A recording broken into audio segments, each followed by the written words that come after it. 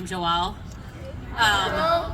Thanks for having me today. I'm excited that I get to stand up here with one of my best friends who's also in recovery, and we get to share, so many honest and vulnerable things while we struggle to maintain a life that neither one of us thought was possible. And I also get to look out here and see so many amazing people that are in my corner, so many, and that's amazing. I had a lot of my life where I felt like I didn't have anyone. I felt very alone, and I think that's I've heard that be pretty common with people that struggle with addiction, but there was a long period of my life where I just simply did not feel like I fit in. And I got requested heavily to try sobriety through the courts when I was 20 years old, so 14 years ago. And I gave it a whirl, kind of halfway. But I got to experience what it could be like to have a community that wanted to grow together. Other than the fact that I had probation fees, it didn't cost me anything, right? And so I didn't stay around. I thought, well, I'm in college. Everyone drinks the way I do. This is how it is. And so, eventually, after I got off probation, I went back out, and I tried a lot of different ways to make drugs and alcohol work for me. And there has been a variety of ways that I have came back into a life of recovery.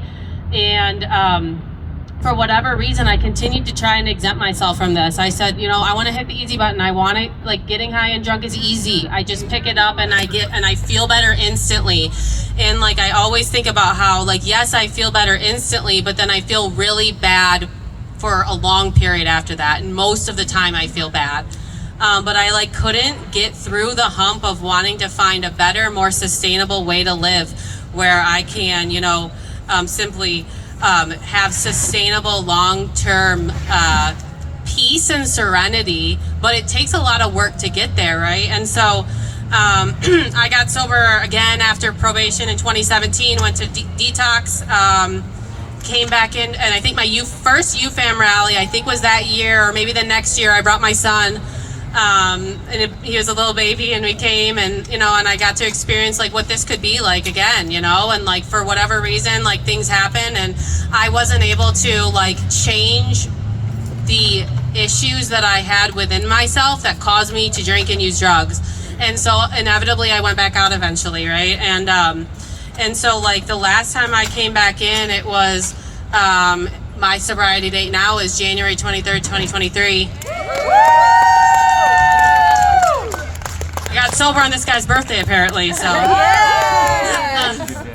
Yeah, he's two. But no, and so when I came back in, I was oh, I know what it can be like, but I know that it's going to be hard work. I've tried to get sober and not change who, that the stuff that makes me want to use, and that didn't work. So this time I knew I had some hard work to do.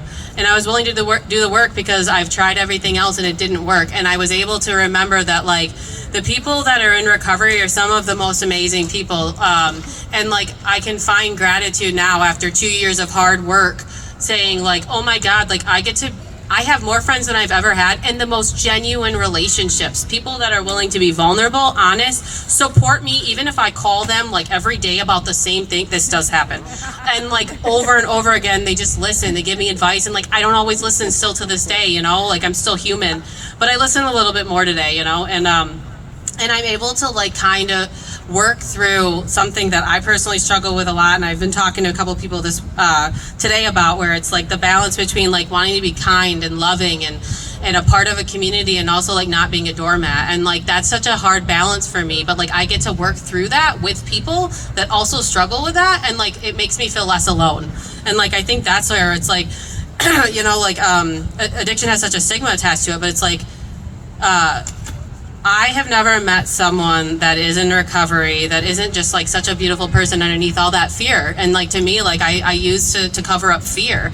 And thank God I'm able to get past that stigma and say this is a gift that most people simply just don't get the opportunity to have. I get this community that works together to build and grow and have that continuous improvement mindset, like wanting to continue to get better, dig deep and find the work that we have to do within ourselves. And be okay to say, hey, I failed, and love each other through those failures, you know? And like, that's really why I stay sober today. Like, I could not stay sober and mitigate like using drugs and alcohol if I didn't have that community. There's no way. I've proved it to myself, you know, like community is the number one thing that helps. And like, I realized today that like, there's no age, there's no like specifics for like who addiction hits, right? Like, and like I have struggled on and off since I was, basically in my teens, and I have lost some friends over this addiction. I lost one of my best friends from high school passed away a few months ago, and I hadn't had any interaction with him for a couple years because I had to distance myself, and it was so painful to realize that like I'm never going to have the opportunity to hopefully share the gift of sobriety with him because he didn't get there. And like, that reminds me how real this disease is and why it's important to be able to advocate for it in a public setting, because like, this will kill me if I'm not careful. And so like, thank God I have friends like Rachel and like all of you out here, like that we can work through this together.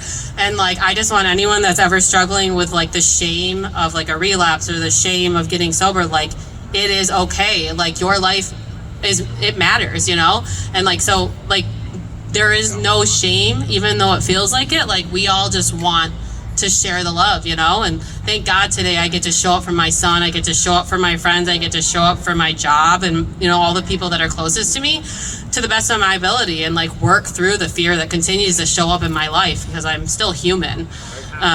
And I'm just grateful for the opportunity to continue to work on things, and I'm grateful to be here, and that's all I got. Thanks.